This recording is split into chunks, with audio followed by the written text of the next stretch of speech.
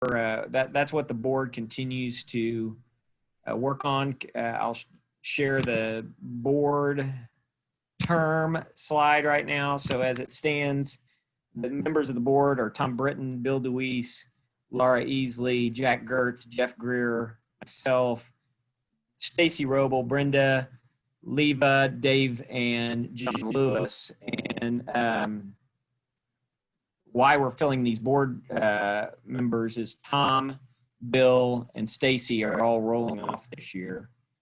And so those are the three board members that we are replacing. But again, we would love you to be more involved in the leadership. And that's what the activities the board has been doing. I can tell you that we might go a week or two without significant meeting or conversation, but it doesn't go very far along because, again, we're having the officers meet every month, either in executive or board meetings, and the board members are meeting every other month. So regular review.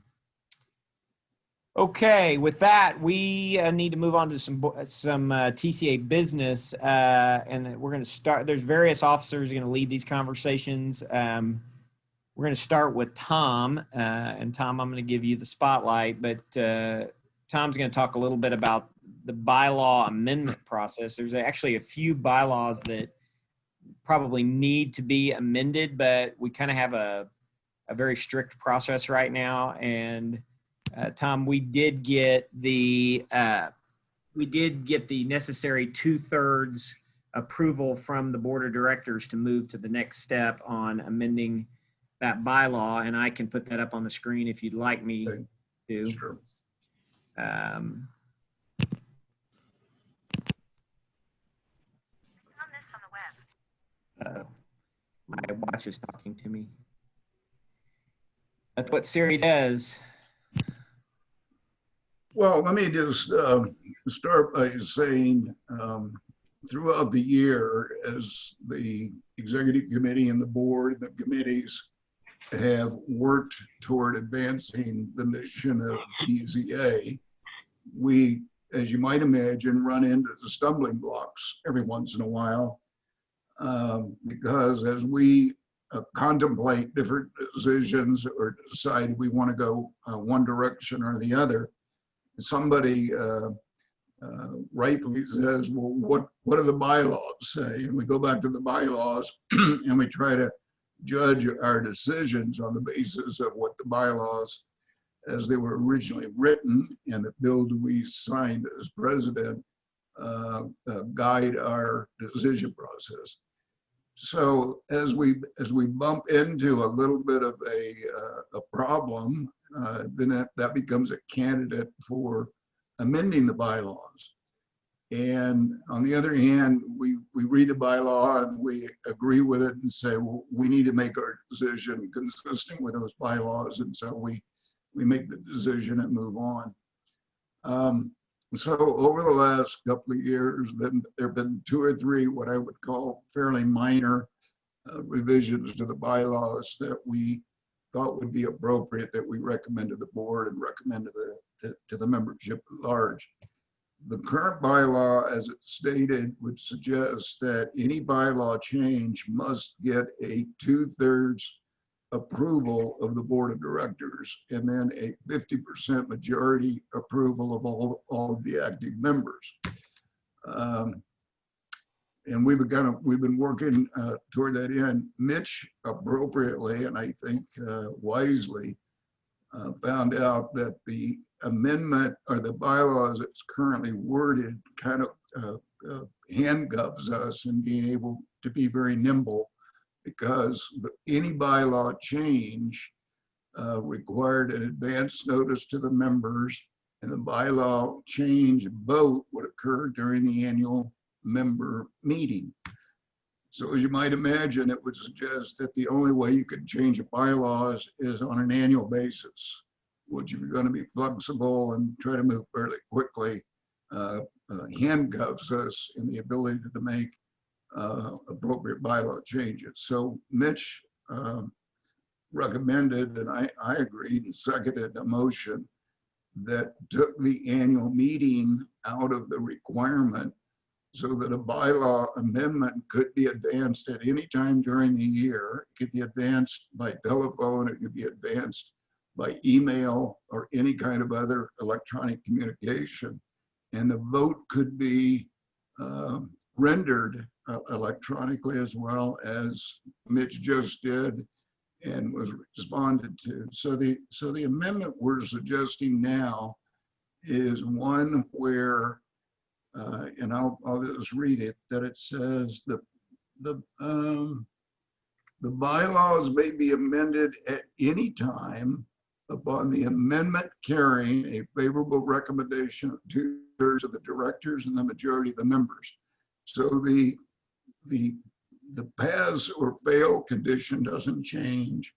The only thing that would change would be just the means by which it's communicated and the frequency that it can be communicated.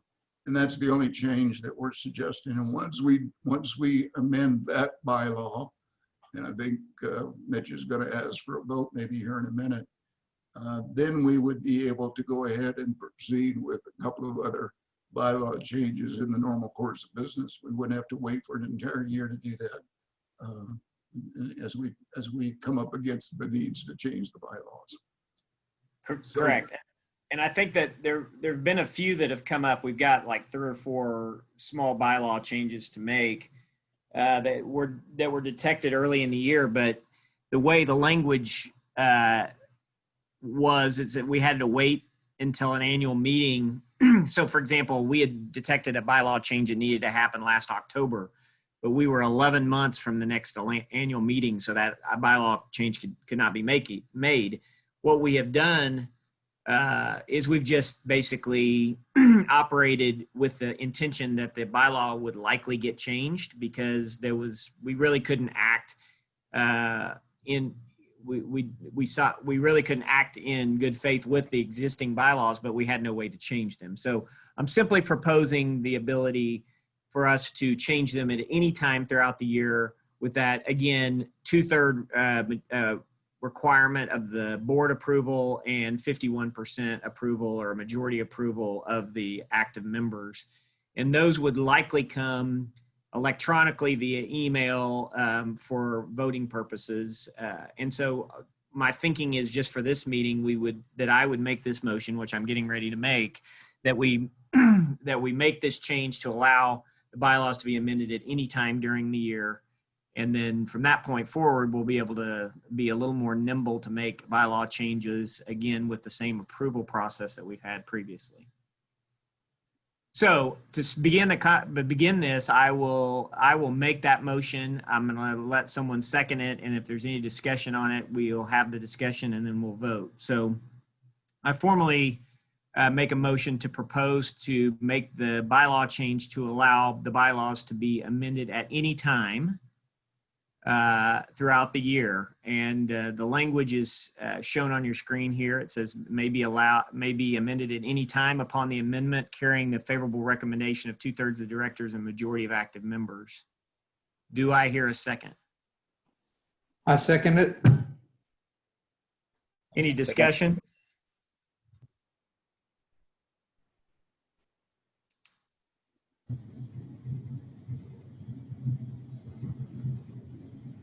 Okay, without further discussion, I'll call for a vote. All in favor, say aye.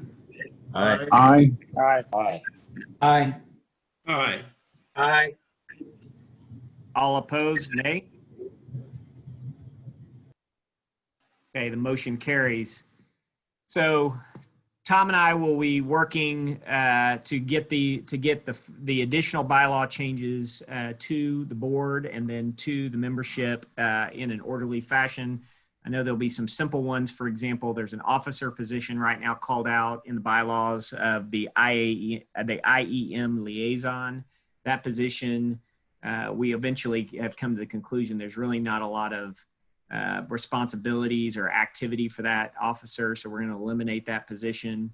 And there's just a few little tweaks here and there to make in the bylaws, but we'll send each one of those out to you individually, make a proposal, and have discussions as needed. Okay. The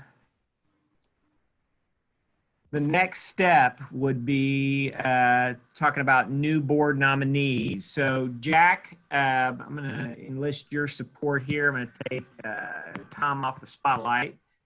And Jack, I know that I sent you a email from one individual that would be interested in serving on the board. That's the only communication I've had. It's possible that you and Brenda have gotten some emails that I haven't received about this, but I'm going to let you take on this process. Okay, thank you. As many of you know, I am the president-elect coming in for the next term following Mitch. Big shoes to follow, as I've told Mitch many times.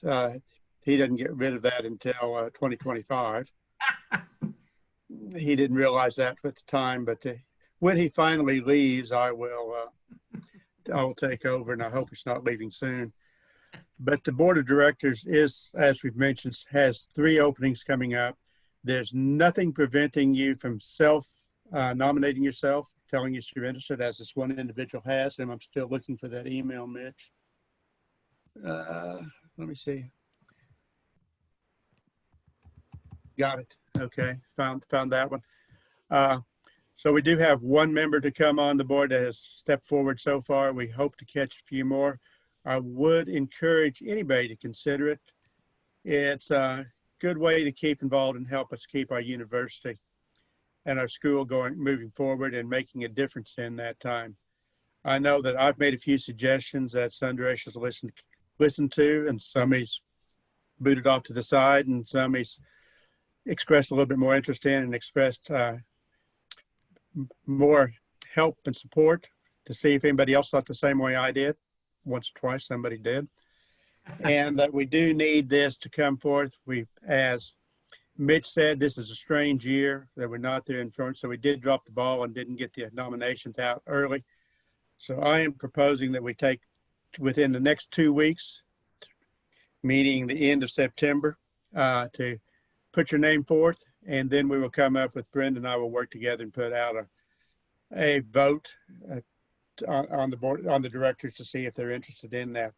Along with that, once the directors are settled and we have our 10 directors on board, then the directors will vote for the officers for the coming year.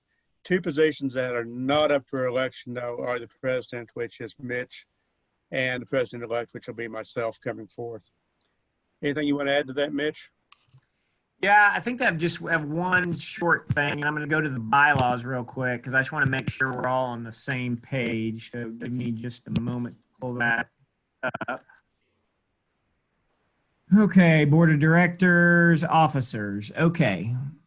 What I wanted to talk through is just the process. So officers shall include, so this is one of the bylaw changes that'll get made there, is that IEM liaison position will promptly be, I'm going to ask Tom to just put together a quick motion of after this call for us to amend section D1 there to remove the IEM liaison officer. But I wanted to talk about section D2 there. It says the nominations committee shall prepare a written and electronic list of board candidates and present such candidates to the active members 90 days prior to the annual meeting. So I guess the question is it says board candidates, but we're specifically talking about, did that really mean to say officer candidates? I wanted to just ask the group that maybe put these bylaws together with regard to officers. Mitch, it really specifically calls for board candidates for the nominating committee. The idea is the nominating committee would perform in somewhat the same ways they perform to seek out and nominate somebody for the president-elect, which obviously is a very important duty. As we're finding out today, sometimes it's difficult for individual members to decide to step forward on a spur of the moment kind of decision, and they need a little bit more time to think about it. So the original intent was that the nominating committee would seek out interested board members and then prepare a recommendation of those board members for the active members to vote on. The officers then would be selected among the board members with no involvement of the nominating committee. The board itself would be involved in nominating the officers within that board membership. So Tom, to be clear, I've highlighted that section that you just referred to in the board of directors. It says the nominating committee shall electronic list of board candidates.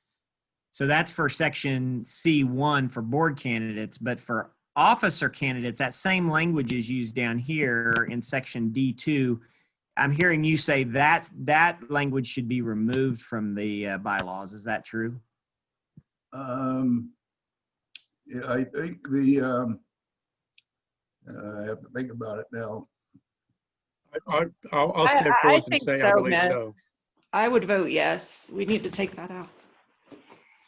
Yeah, I suspect it needs to be taken out Yep. because it would seem that we're nominating officers 90 days in advance. At the same time, we're nominating board members 90 days in advance. The process seems a little bit redundant. So Yep. in my mind, we're going to nominate board members. We're going to seat the board at the annual meeting. And then once the board is seated, the board will nominate, as Tom just said, the board will nominate officers, and there'll be a secret ballot within the board for those officers. Does that sound right to you, Tom? Right. I think just another note for this group that we need to make a bylaws change to remove section D2 out of the bylaws because that doesn't make sense. So. Jack, is that fair with just? That's the way I was operating under, so I believe that is a fair statement to say, and I think it will clear up some misconception. Along with that, though, and not change this, I would like everybody to, especially our new members, to note where these bylaws are located. You can see the heading up there. Yeah, actually, let me just navigate to those, Jack, so that we make sure everybody is clear how to get there. So this is the industrial engineering homepage. So if you just do a quick Google search on industrial engineering Oklahoma State, you'll get to this page.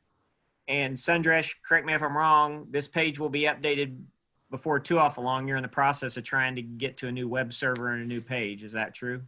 Yeah, they still tell me October 1st, and I'm not holding hope, but that's what the IT guys tell me. Right. So it may look a little different than this as far as navigation, content, look and feel, but you'll get to the industrial engineering homepage. And across the top, there's this Academy dropdown. And if you'll just click on like that first item, purpose, you'll see just a conversation about what the purpose of the Academy is and the bylaws. You can say, click here for a brochure, click here for the bylaws, click here for a list of members. So there's various resources, but if you click here for bylaws, then that's what's going to take us to what we've been referring to all day. So Jack, was that what you were wanting to share? That's what, yes, I want to make sure everybody knew how to find the bylaws and the guidebook. Yeah. Mitch, so it was Ken Case, Alan Sherman, and I, maybe Ken more than anybody else that was involved in the write-up of the first set of bylaws. So I want to make sure that Ken, that makes sense, right? What Mitch is proposing to delete D2.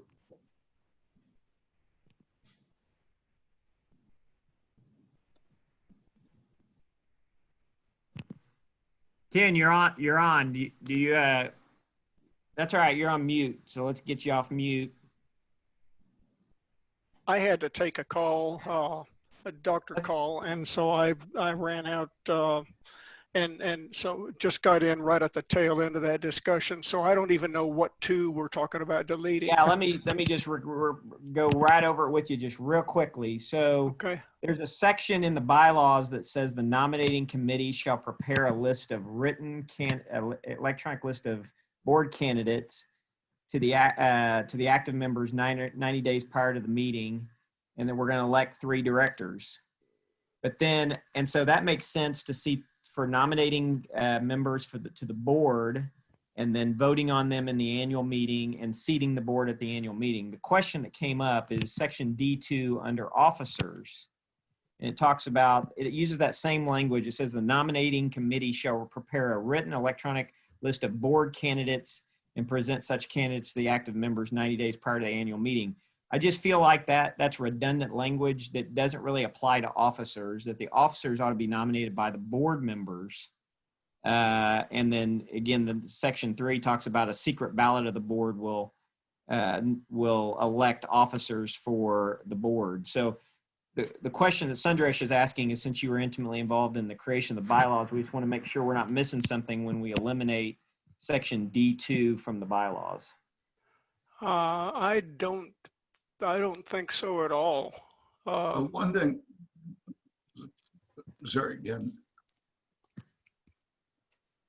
One thing in those bylaws is it suggests that the officers are elected by the members.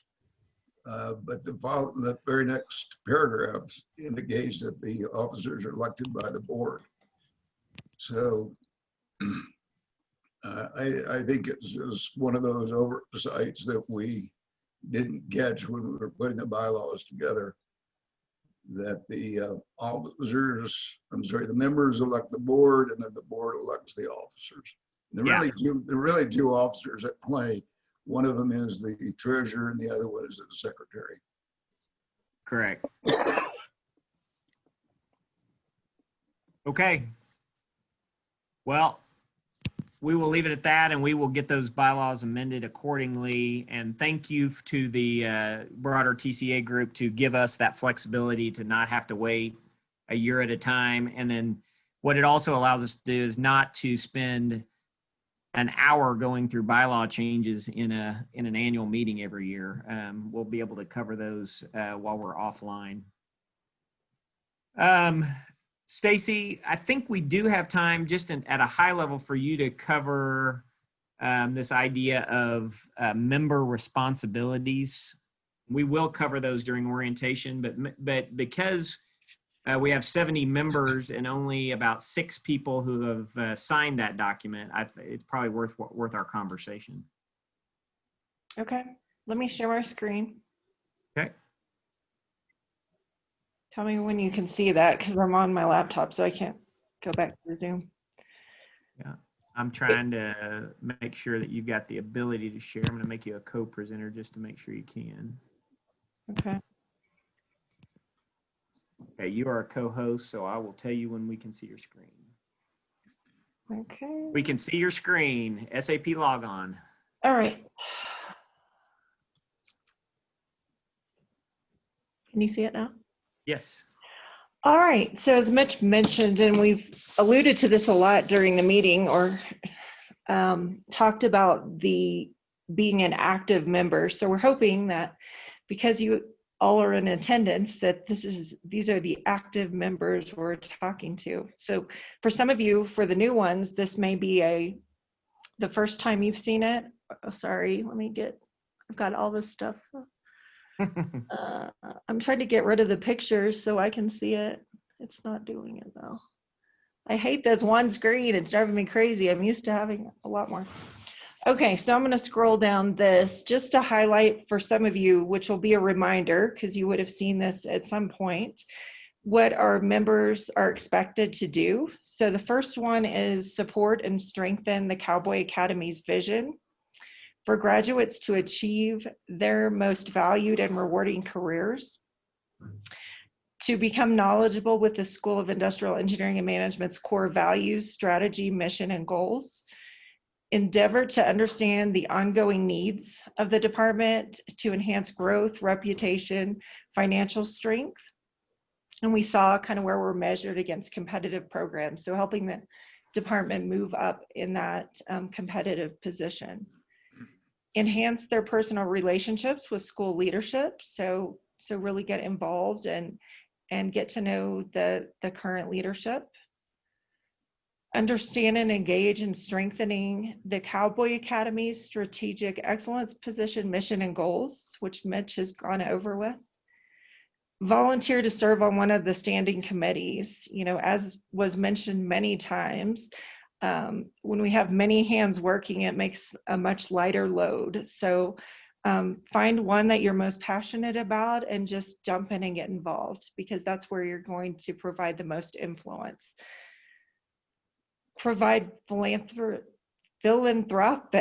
that's a tough word for me to say today, contribution of 360 or more per year. And we talked about, you know, some members doing their company matching, which is fantastic. So take advantage of that, or just providing at least 360, but you can always do more. And then attend in person or electronically one annual meeting every 2 years. So even when we have the meetings in person, we do provide the opportunity for you to call in if you're not able to travel. So that certainly counts as well. And that's why we take roll. So just as a reminder, if any of you weren't on the roll call, just send me a note to make sure you get marked present for today's meeting.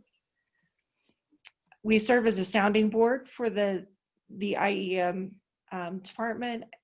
We provide help with any special projects as guided by our vision and mission. We offer our expertise and talent for advancing and producing our distinguished alumni. So kind of our legacy and who's going to come behind us, you know, and equipping them for that. And then willfully offering information to the Academy officers, board of directors, head of IEM, which will enhance the school's financial strength, business, academia, and professional relationships. And, you know, I heard several of you chime in with ideas today, which is fantastic. We want more of those and keep them coming.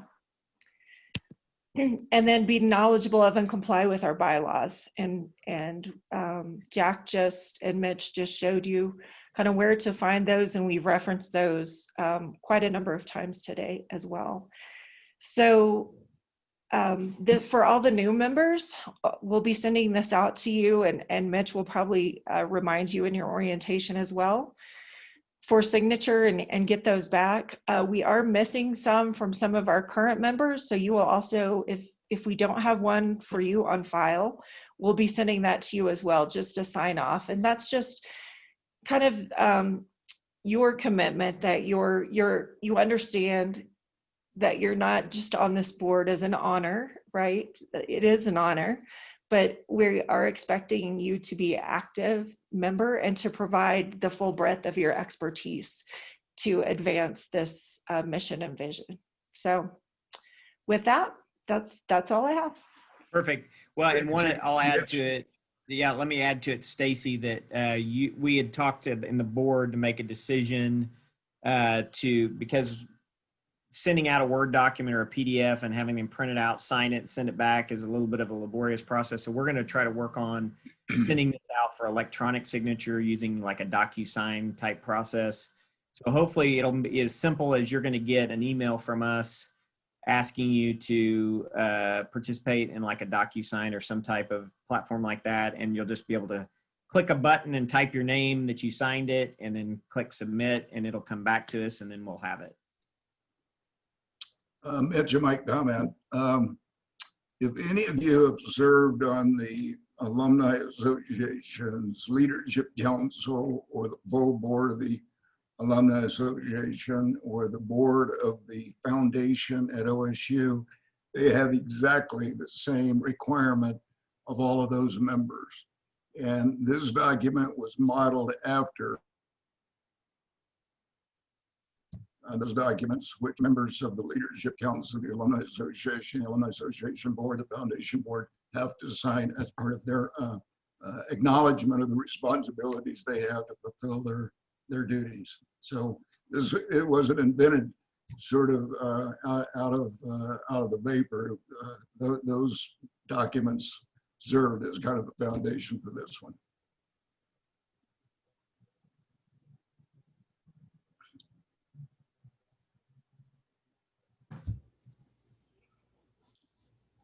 Hey, Mitch, can you hear me? Yes, I can. In the spirit of being a good Polk fan here, can I just throw out a little little question here. And We're one not going who's to call the hogs today. no. Oh, okay. Well, I went back to my office. The only thing worse is I had a Razorback flag behind it, so I put Old Main back up. Let me take off these Google glasses. So having been around these academies 20 something years here at Arkansas, not that Arkansas works. I mean, not that we can't do it differently, because I know why there's the year delay, because the bylaws were copied after hours, and that's us. That's what we want to do over here in Stillwater. It's fine. I just a slight concern that I just feel like I'm gonna feel bad if we hang up and I don't bring this up. Yep. Is that people of great wealth and people who are extremely busy could possibly take offense of the implication of requirement to serve on a subcommittee. So I just throw that out as a good Oklahoma State alum who loves this place, okay? And so we've had that conversation within the executive committee just recently. And here was our thinking, but since you bring it up, we can inquire from the general membership what their thinking is. So I'm going to start by sharing my screen to show these bylaws one more time. So there's categories of members, and no category of member is any better than another category of member. Okay. But we have active members, which I think are talked about here. Yeah, so we've got active members, and then we've got academia, and then we talk about active members and what the size and how they're elected. Then we talk about inactive members, and inactive members does not maintain status of an active member, request change in status from active member to inactive member, cannot hold office, serve on the board of directors of committees, and does not have voting privileges, and can be reinstated. And then we have honorary members, and then we have distinguished past members, which we have at least 2 or 3 of those who have passed away since they've been nominated and elected. The reason I bring that up is, John, is that the thinking is that we do have several members who have not attended one annual meeting. They haven't attended one, they're not a part of a committee. They don't respond to email. They may or may not have even attended the induction ceremony. They were nominated and approved and put on the TCA, but they're just not really involved. And so there was some concern that we don't want to push people away, but as the bylaws state, if you don't make a meeting in 2 years, then you theoretically are no longer an active member by the way the bylaws are written. Again, they're copied off of the Arkansas bylaws, it sounds like. If you're an inactive member, then you don't have to participate as part of a committee. You don't have to attend meetings. You're still part of the TCA, but you're just not actively involved. And as I told you previously, I had a conversation with somebody about a week ago who basically reached out to me and said, "You're not going to make me mad at all. In fact, I want to be an inactive member. That's exactly what I want to be. I don't want to serve on a committee. I don't want to be pushed to come to meetings. I want to support the college. I'm very grateful to it. And anytime you want me to get my checkbook out and write checks, you just tell me and I'll do my best." So our thinking was, hey, there's going to be different people with different interests and what they want to, how much involvement they want to have. And if you want to be an active member and come to the meetings and be a part of a committee, you sign it and you're an active member. And if you say, it's not really who I want to be, and I want to be this different kind of person, this other inactive membership status, that's fine with us. We're not upset with you. We love all kinds here in a spirit, in our world of trying to embrace diversity of thought, of race, of sexual orientation, of all kinds of things in our society.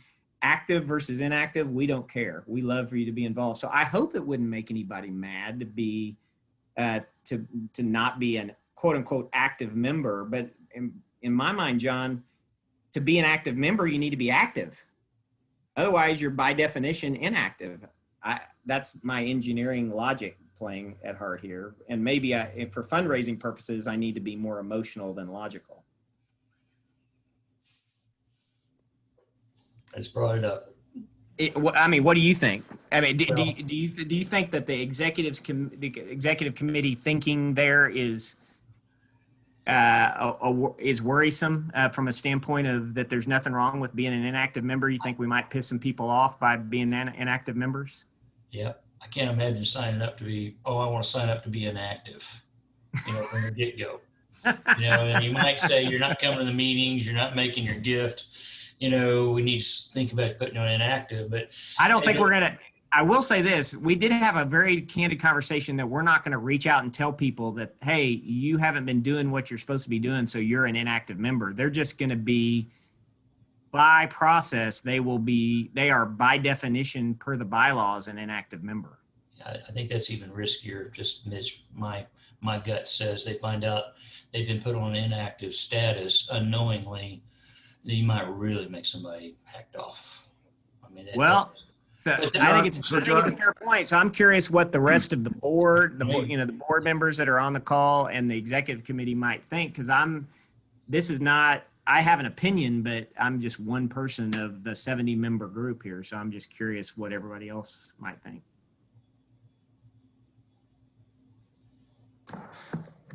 My opinion is if they don't participate at all or don't give money or don't even respond to an email, that we should reach out to them and make an attempt before we do anything negative. So I'm willing to take that list and call every single person or email every person and say, hey, what's going on? If you want Yeah, Mitch, what about moving them to the honorary category? that was the original conversation we had, Sundresh, I think, in the executive committee, but I think it got pushed. I think that's what you proposed, and that's kind of the road I was going down. And I think we found ourselves going down a different road after we had that conversation. And I'm trying to think what the reasons were. I looked at the bylaws. They do fit the definition of an honorary member. The only problem is that we may run into number 12. 12 was one of the things we talked about. It cannot exceed the larger of 5 or 6% of the active members. And So we've got about 15 people that meet this criteria right now that are non-active. Well, there are a number of things about the honorary member category that would need to be changed if we were to do that, because the honorary member criteria, if you read through them, are set up to be exceptional in terms of what the members and the boards think about this individual to be even invited to be into the academy as an honorary member. So this is a status in some ways it was meant to be elevated above even an active member status.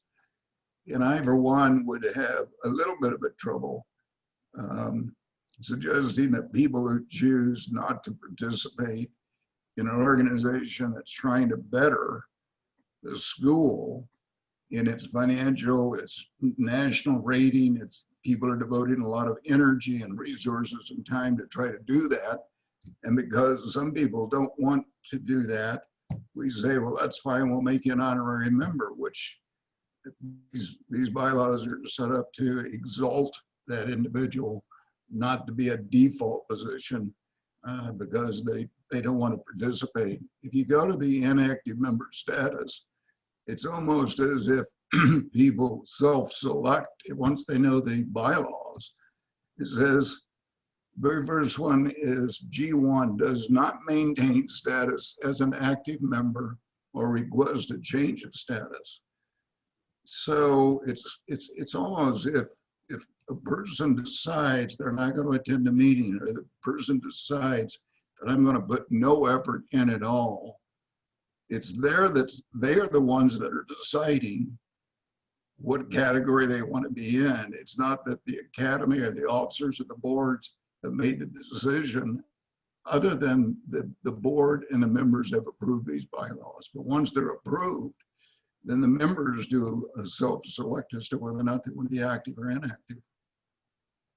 And it's not that I completely support the concept of an inactive member, but I think an active member doesn't mean you have to sign up for a committee. You can come to the meeting. If you don't come to the meeting and you don't and you don't make an annual contribution, if you're doing nothing, Tom, I agree with you. If you're doing nothing, that's inactive, which means not going to the meetings, you're not making annual contributions, certainly not signing up for me. I'm just pulling out this one thing, forcing people to be on a volunteer on one of the standing committees. Because you have what, 7 of those? And see if you Actually, get there's only 4. so if you get up to 4 and that's all you're going to hold, and many of our academies now are pushing 300 people, that means your standing committees are going to have 60 people on them too. Yeah, I need to read that language one more time, Stacy. Does it say what I just read in the bylaws? I think was What, that this that Mitch, there's let me come multiple. in here. Go Let ahead. me come in, Mitch. This is Jack. Yeah. What the last sign-up letter says, not John, Jack. Hi there, John. Hey. But we say here on the one that you just sent out this past week, it says members are expected to. It doesn't say members are required to, John English. And down under there on the bullet points there, it says volunteer are expected to volunteer. Not that they are required to volunteer, but they are expected to volunteer on that. Well, the language in what's being asked to be signed says, actively, it says volunteer to serve on one of the following committees. Yes, So- but the heading of that says members are expected to do these items, not required to do these items. Not on the document that they're signing. The one that was just sent out is, Tom, if you can see, Or I'll share it, Jack. I can't see your screen. make sure that you can see But that. Jack, what? Yeah, it's that one. Right, that one right there where it says members are expected. Yep, that's the one that was just sent out. Yeah, mine says that too. I just missed that little introduction. And the way my mom raised this guy, if I can't volunteer, if I can't satisfy those bullets, I shouldn't be signing it. And that's the way my mom raised me. Yeah. That's a member in good standing. We hear you, and Okay. maybe this is a conversation we need to take offline to have some further discussion. What I hear you saying now, John, to clarify your point, is if they're not meeting that document doesn't mirror the bylaws of what is required to be an active member. Mhm. So the argument that I hear you making is, hey, I'm okay with you it makes sense to me that if they're not meeting the criteria per the bylaws to be an active member, they're going to be an inactive member. But this document you're asking them to sign goes above and beyond that, asking them to be part of a committee. And that's where I start getting some heartburn. Is that true, John? Is that what you're saying? That's exactly it, Mitch. And it comes from my heart. I'm not trying to be difficult here. No, we get it. We totally get it. I think not only do I think you're not trying to be difficult, I think you're trying to look out for us in a positive way. So I totally get it. I think what we'll do with that is the executive committee will take this back offline before we shoot this document back out to have everybody sign it. Because we were going to send it out electronically, do a DocuSign process, et cetera. Let us take one more very watchful eye look at this document to make sure it meets the criteria that we want it to meet. And it's not a slap in your face, John. I'll say that if the executive committee and the board ultimately decides to leave the document as it is, that doesn't mean we don't like what you say. It just means we discussed it and decided to move on. But I do think it warrants further discussion before we proceed, and it's probably not the right time to have that discussion right now. And the point that John made about the numbers is really important. About if we're limited to 4 committees and we're going to require that, then we're going to have some pretty unwieldy numbers on the committee side. Correct. Right now, I'll say my only comment would be I've been frustrated that we haven't had enough members on the committee. So when we start having that problem, it'll be a good problem to have. But we've struggled. I can tell you, Tom Britton has struggled to get, fundraising committee members. We haven't held one Center of Excellence committee meeting at all. The nominating committee is made up of 3 people, I think. So this issue that is a potential issue down the road, I think is a very, very fair point. But right now, we're just trying to get more people involved in TCA. Mitch, I'm new and I don't have all the background here, but Statistically, the 2 key requirements or potential requirements, paying the annual dues and being an active member on a committee. I mean, it seems, I would have thought paying the dues was a requirement for any member, regardless of their status, unless they're dead. Honorary is not required to pay dues based on what I just read. So Okay, inactive, I would think that we would still expect them to pay dues. That's my thought. And that's a question for John, because I think we copied the bylaws off of Arkansas, and our bylaws say that inactive members are not required to pay dues, I believe. I'll reread that one more time. I think that's, I do remember, it's been starting to be long enough since I was department head. I'm not remembering a lot of things, but I know this one from the IE Academy, the inactive status was always those that would get 2 to 3 years in the rear of their annual giving. And that was the trigger to put them inactive. That was it. It also included attendance. Didn't include attendance at the annual meeting too. Did it, Alan, or did it Yes, not? I think we got both of those requirements when we created the OSU one. That I don't remember how many times out of 2, 1 out of 3 or 2 out of 3, but both that type of participation and the dues were the 2 key elements for active membership at both Arkansas and OSU. And I like that, actually, whether it's there or not. I would prefer that, Alan. I think that's a very good measure, because it does say I'm active. If I'm willing to come to Stillwater, spend a day and a half, it says this is important to me. And I just don't remember it, and I bet you're right, it's there, because it makes good sense. I was just gonna say, I think it should be required to pay the annual dues. And I can understand having some flexibility if, you know, it's a tough year or someone's in the hospital.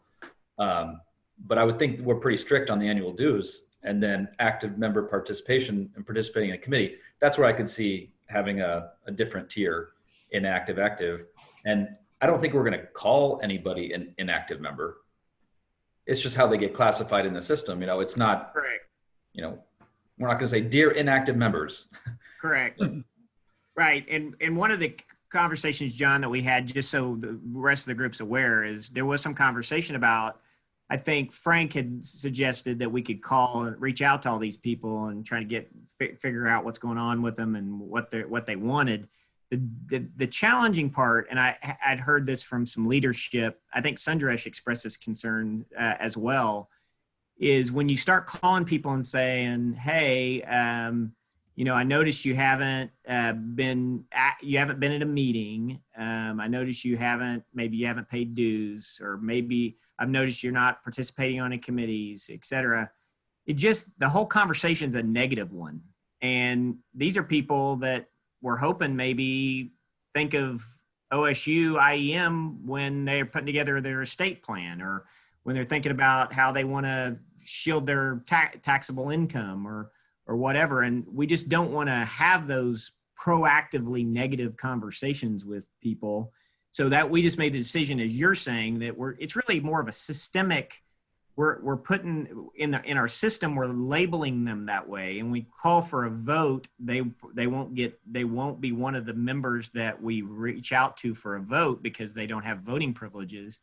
But we're not going to be talking to them in any different way than we talk to an active member. So, and we're definitely not going to reach out and say, hey, inactive member, you want to become active again? You know, we'd love for you to become active again, because that's just a negative sales approach.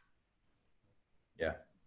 I was involved with one organization that had the same concern. And they came up kind of like golf clubs did when they came up with social membership. We came up with a different category. And since these are not really dues, they're contributions, because they're deductible. So effectively, the active member was who just wanted to pay the quote unquote and voluntary dues they became more like it was required, and they were called a contributing member. Yeah. To put them in a little bit different category, and then they were still in that same active category, but it didn't use the word inactive. Yeah, and to your point, Lee, this is something. We're trying to reinvent the wheel here to some degree. I belong at Tulsa Country Club, and social members don't have voting rights. Only the people who are social members are paying $300 a month. The active members are paying $800 a month, and the $800 a month members, they're paying for full privileges, have voting privileges, and can be on the board and officer positions, all those things. And if you're a social member, which is a different category, there's nothing wrong with that. It's just that you're a different level of membership, and there's just different things that go along with it. So that's something for the board to consider. May I say something? Yes. May I say something? Yes. I think John's point about looking at the numbers in the future, we end up having 200 members, still only 4 committees. Those are going to be really large Right. committees. But typically, in any organization, you're only going to have 10 to 15% active participation. And that's probably what you're getting now with active committee members. But I do like a suggestion of contributing members. But I don't like the idea of putting any kind of negative connotation to them. Exactly. They don't want to participate on the committee. So. Hey, Mitch, Yes. can you hear me? Yes, David. Yeah, hey, you kind of talked about this just a little bit, but let me maybe emphasize the point. I think it is important that we have that we're able to get our active membership roster correct, because votes are reliant upon that, and if you have an expansive active member list that is not active, then you're going to run the risk of not being able to get a majority vote on things at some point. So we need to make sure that our active members are people who would actually vote. Yeah, members who will actually respond to emails. Yes. Yeah. So I think that's a valid point. For the rest of you, I don't think there's anybody on this call other than me that is constantly sending out emails to the membership, trying to get feedback and finding, some percentage of them, no matter how many times you email them, won't email you back. So it does create a challenge, to Dave's point, that we're going to run into if we allow everyone to be an active member and have voting privileges, that we may run into the simple fact that we can't get enough responses back to pass a measure. Contributing member without voting privileges. Yeah, exactly. Which is high level. We can rename inactive member to be contributing member if it makes everybody feel better, but that's essentially what it is. Or Mitch, we could maybe add a category so they could be a contributing member if they've provided funds, and an inactive if they haven't. Yep. Good point. That would be a delineation, right? Because right now right now you could pay your dues but not come to a board meeting if over 2 years, and you would still be considered inactive. Yeah, it has the connotation of buying your membership, but frankly, that's what some people are interested in. Back to John's point. Yeah. Well, and Lee, they want to come back to the meetings, and they want to reflect. I mean, the fun parts, not your meeting hadn't been fun today, Mitch. The most fun things have been talking about people like Ken Case and Alan Sherman and Naz. I mean, that's what the fun part is. And we all going to a football game. Yeah. And football games, the stadium set out southeast to west versus north to south. I mean, it's, those are the fun things. We Going agree. to the library. Well, talking to the students, that's a big draw too. Oh my gosh, yes. And you never fail. So maybe when you become a member, when you're first notified, we present the different types of membership types, and they choose what they want their involvement to be. That's probably a good idea. John, you're a smart guy. So I got my education at Oklahoma State, remember? John, hey, John, I got an idea Okay. that we choose up teams and we challenge Arkansas to a flag football game, and whoever wins has to play the other stews. You know what all this means, Mitch, is your meeting's getting too long. That's right. Well, we got 14 minutes before it wraps. So I'm gonna do is I'm gonna conclude this conversation. John, you brought up an excellent point. It does warrant additional conversation by the executive committee and the board before we get too far down the road. I think I think we thought we had this tiger by the tail, but maybe we didn't quite have it by the tail as much as we'd like. So we're gonna based on your question and the comments that have happened thus far, we're gonna revisit this offline, and the executive committee and then the board will we'll take it up, and we'll let the broader membership know how it plays out. That's why we bring things to the membership at large, because there's a lot of ideas out there that we don't think about. Exactly. Hey, Mitch? Yes, sir. Just a comment here.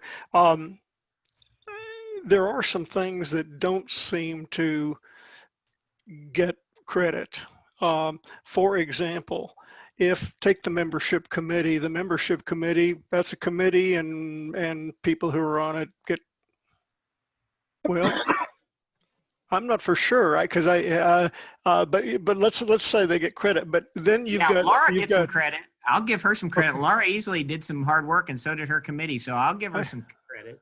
I agree, but it doesn't get you past those 4 committees. Yes. And it's not called out. But then you've got another tier there. You've got people who will submit things to that committee. They're doing something. It's taken time. Searching out who's who in the zoo is tough, right, and what their credentials are. That is something that doesn't get particular credit. Similar comments could be made on the nominating committee. There's another thing that hasn't ever come up, that, to the best of my knowledge, but Sundarish has been doing a very, very good job of trying to write nomination letters for various things that people might qualify for. The most recent example would be Tom in the Hall of Fame, but that is an onerous activity. That is a tough activity, but to the extent it doesn't show up anywhere. I'm just saying there are lots of things that people can be doing in the background that wouldn't show up on the written document as getting credit to be on. Correct. So enough said. The document probably needs to have just a little more flexibility to it with regard to activity, as you're talking about, Ken. I agree with you.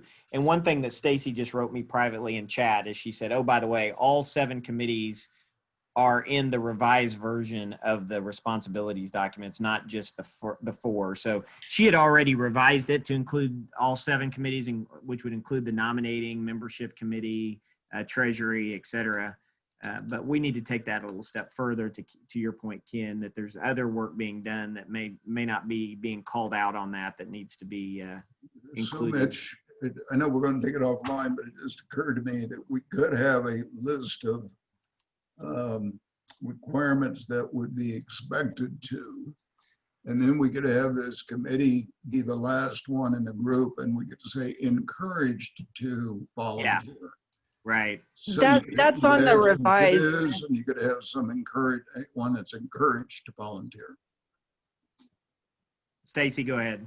No, that's exactly what I put on the revised one I sent you for suggested, is move that down to the bottom. And that, I think I put that same word that Tom just said.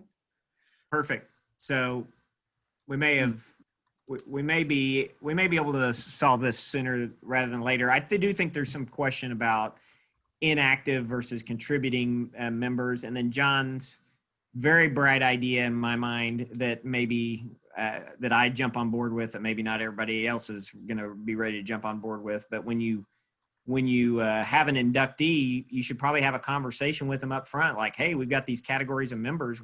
Which one do you want to be part of? Because there may be members, for example, this member that I'm talking about that I had the conversation with about a week ago, he would have never said he wanted to be an active member. If you'd asked him up front, he would have told you from the very beginning he wanted to be an inactive member. So, or a contributing. He did say that when we asked him to be inducted, he said exactly the same thing. That yeah.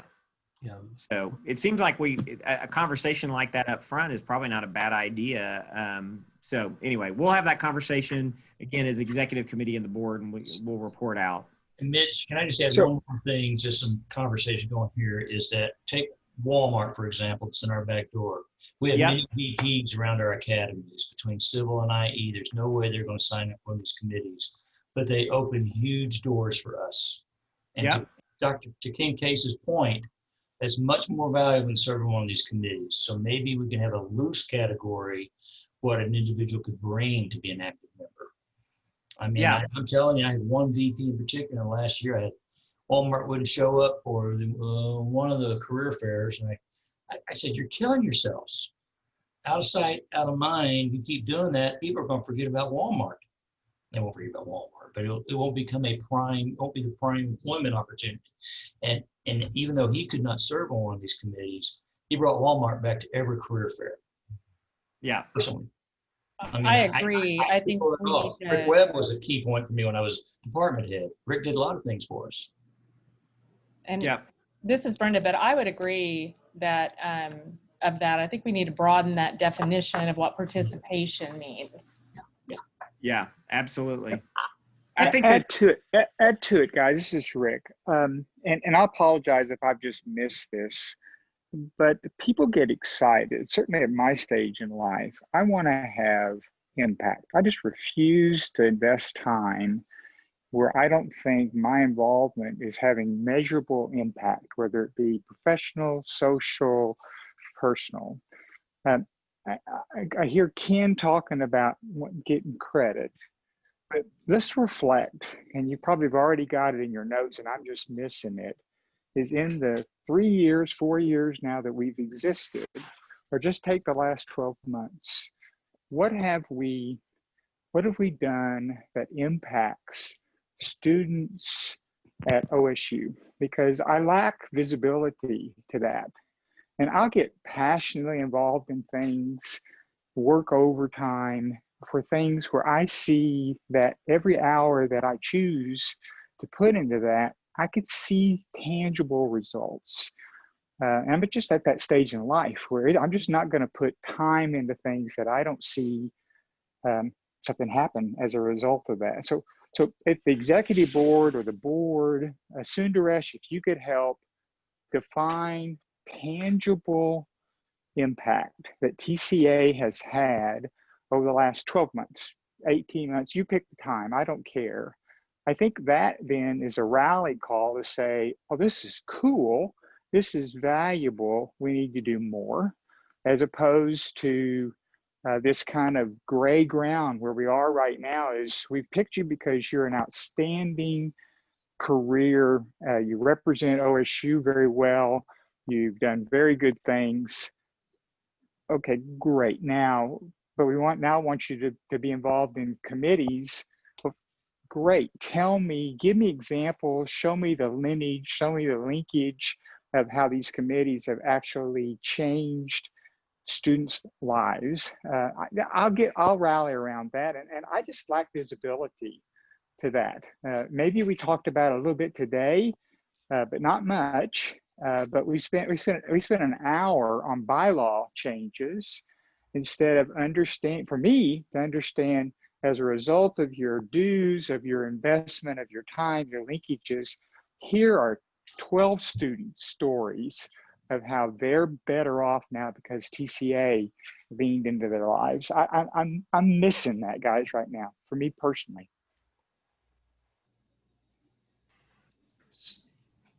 Well, Rick, my answer to that, and I hear you.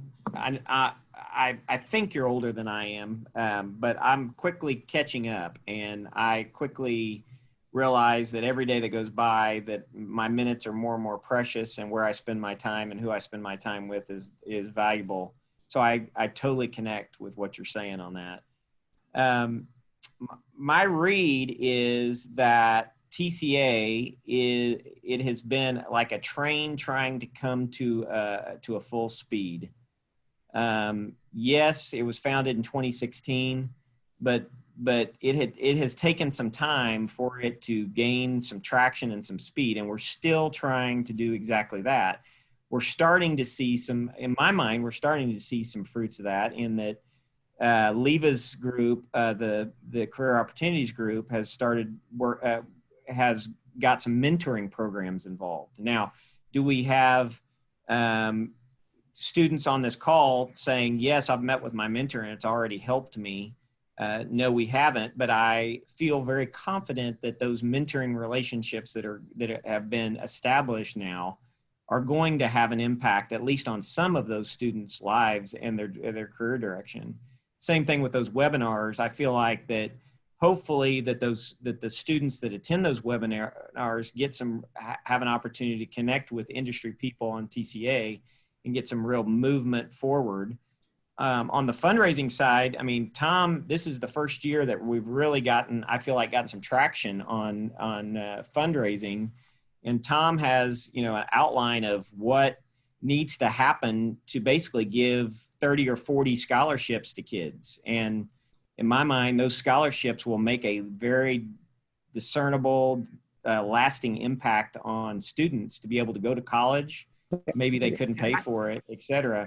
So I totally get what you're saying, but yeah, but we gotta market that. You gotta communicate that.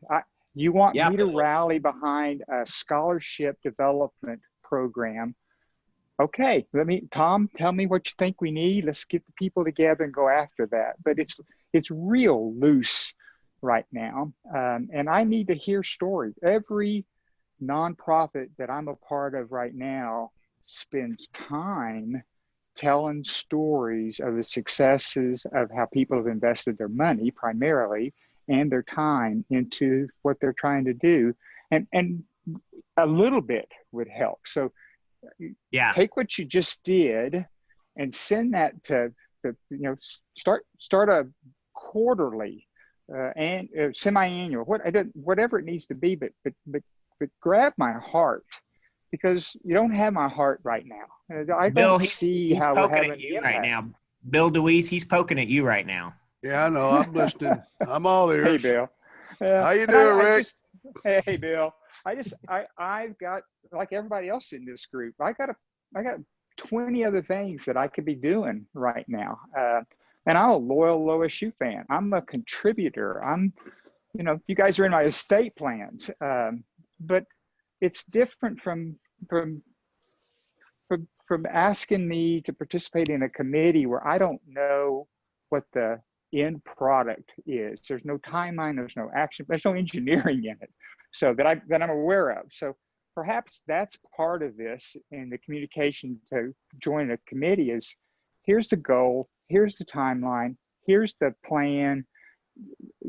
If this grabs at your heart, jump in, and because we're going to go do this. And I'm just suggesting that that's the way I am right now. So, and I'll shut up now because it's 3 o'clock. Can I answer that? Yeah. Rick, this is Bill. Now I'm going to answer this with something I thought was going to be coming up before, and if it has come up already, then please forgive me. But every year at the annual meeting of the IAB and the TCA, and we organized this the first year, it was impromptu. We've had a informal get-together of the students and IAB member. We first started off with TCA members. The first year was a panel. We had a panel of about 8 or 9 of us, and the students came in over a period of time. It was after one of the meetings, and we just talked about life and business and working and jobs and the stuff that counted. We answered their questions, and it was a big hit. And so and there was only TCA. Then the next year, I think we got a little bit more organized, and we decided to say, okay, let's see if we can include the IAB people in there, because, hey, they've got their past graduates, and they've got experience out in the real world, and probably a little bit more recent. And so then we had another, I guess, get together, or what do you want to call it, mentoring session where we had tables and we put one TCA member, one IAB member, or two of something, some combination in each table. And then the students would go in groups of 3 or 4 or 5 and rotate from table to table, spend 10, 15 minutes per table. And that was a big hit. And we did it again last year. That was a big hit. Can't do it this year. We're not there. So I've made a suggestion. Saunders and I talked about it, and he made a suggestion. I'm all for it.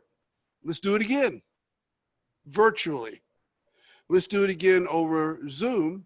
And normally we would do it after this meeting if we were physically there. But to do it after this meeting now, after we've been Zooming all day, we're probably Zoomed out. So we were thinking, Saunders and I were thinking, well, why don't we have it in a couple weeks? And he even recommended that the best time to have such a, I guess, mentoring group where we kind of talk to the students about anything they want to talk about on a roving table manner like we did before. Have it on a Friday at 3 o'clock, maybe a couple Fridays down the road.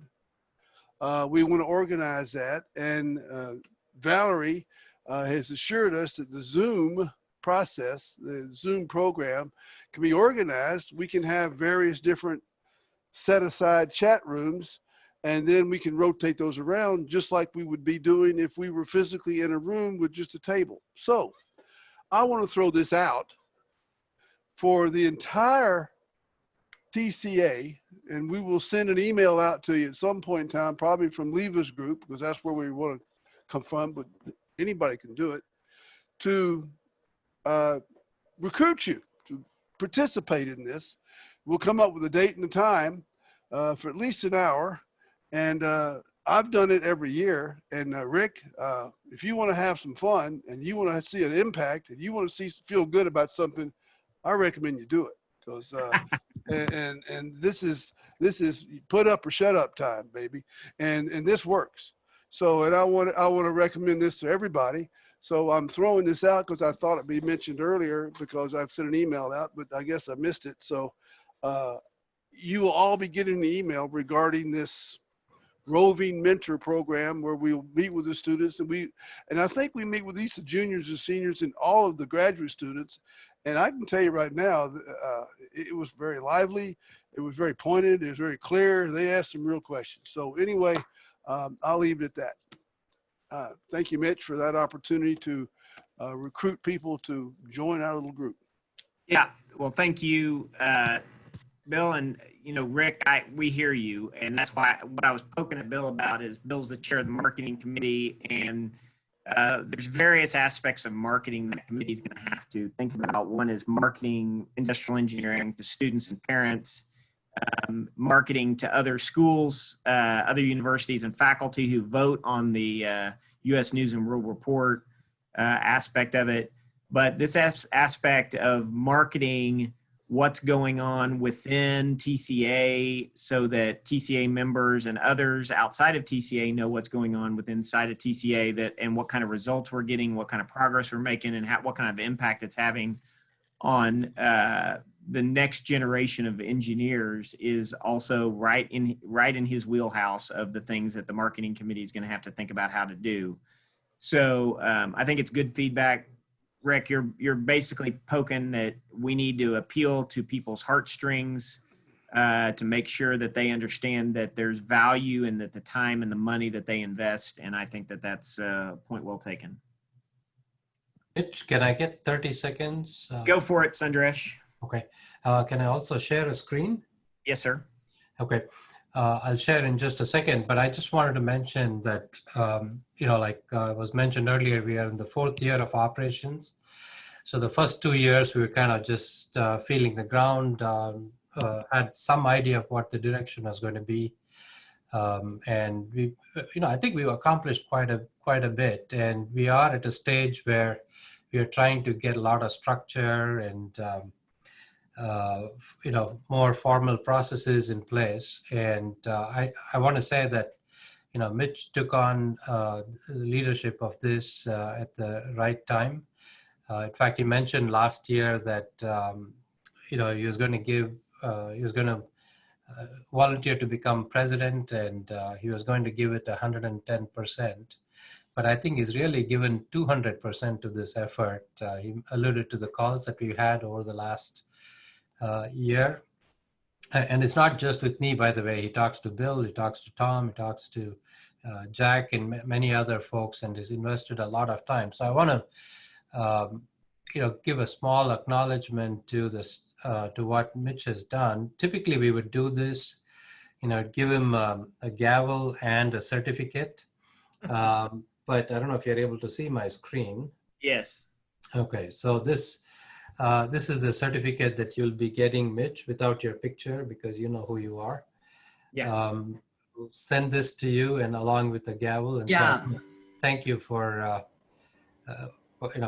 years worth of service. Well, more than that, and I guess you're still not done. But thank you for all you've done, and really, I mean, every one of you, has contributed in so many different ways. You may not realize it, but the little things that you send to me by email, or the calls that we have, or maybe the contributions you made, to various projects, whether it's scholarships or building renovation or whatever it is. I mean, you guys have touched the lives of so many students in many ways, direct and indirect. So please keep continuing your work. I mean, you're all here spending close to 6 hours or more, and that's because you're passionate about this. So I'm really,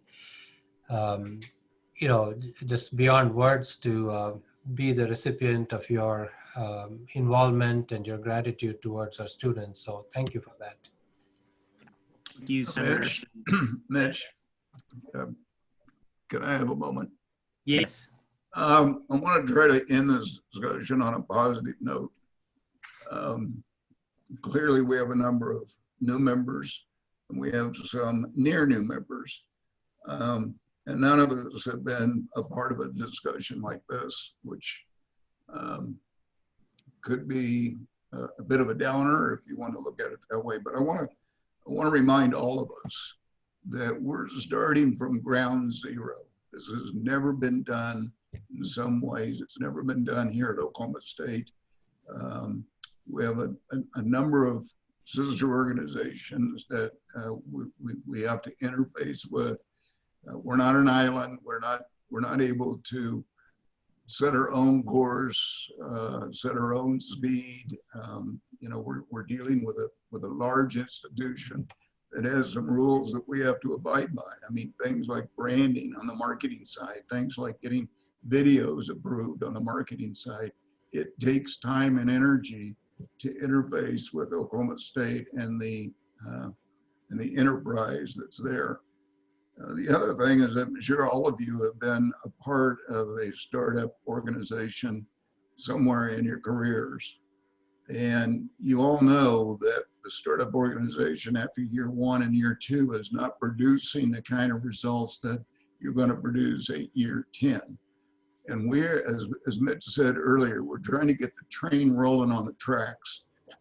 A train doesn't start moving on the tracks like a Tesla does at 0 to 60 at 2.5 seconds. It takes energy and time to get moving, to get confidence, to make some effort. I do believe that we're beginning to make momentum. First full years of operation was really 2017. 2019 is we've really begun to get the kind of traction I think it's possible. It takes a number of people to do that. For the last couple of years, we've been running on the backs of about a half a dozen or so people. Those people are getting tired. They're exhausted. They put a lot of energy in, and I'm an old guy. There's a time where I'm gonna do the proverbial exit to the right, and somebody else is going to have to take over. We need young people involved in this journey.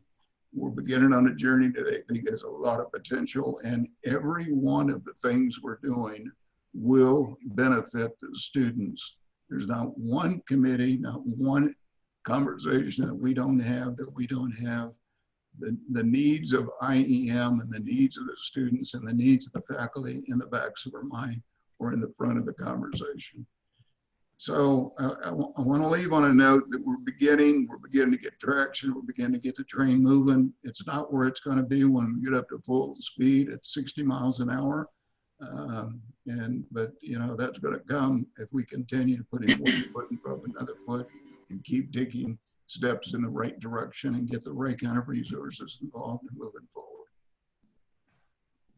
Well, thanks for that, Tom. And I agree with everything you said. And, you know, you and I are connected on that. And all I can say is, you know, this was my first year as president of TCA, and I gave it everything I got to give. And I'm not the smartest guy in the world. And I'm, you know, I have other responsibilities, like my company that's losing $150,000 a month during this COVID experiment that we're in.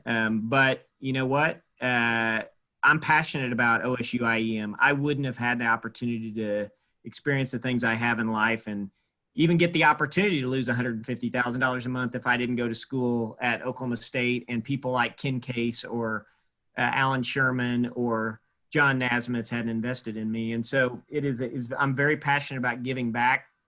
I do believe it's a process. I'd love to have some very immediate gratification on this, but I believe that we have to push and push and push and push. And this next year that I'm going to continue to push, and you know, I'm going to try not to bother people with too many conversations, but I told you last year, for the members that were there last year at the annual meeting, I said my focus was going to be, this was going to be a year of progress.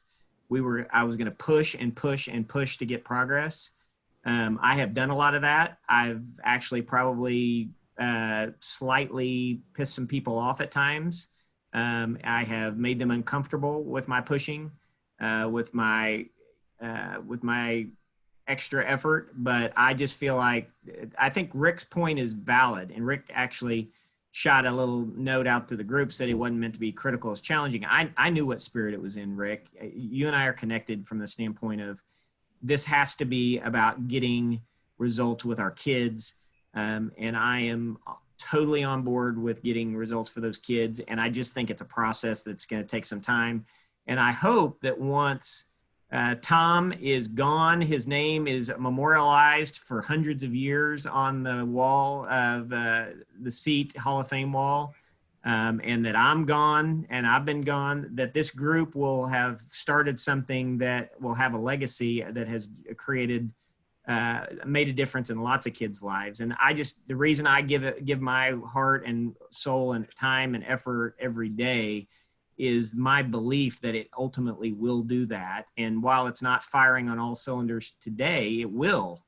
And it's people like John Womack that will take it to another level that I haven't taken it to. So I believe in it.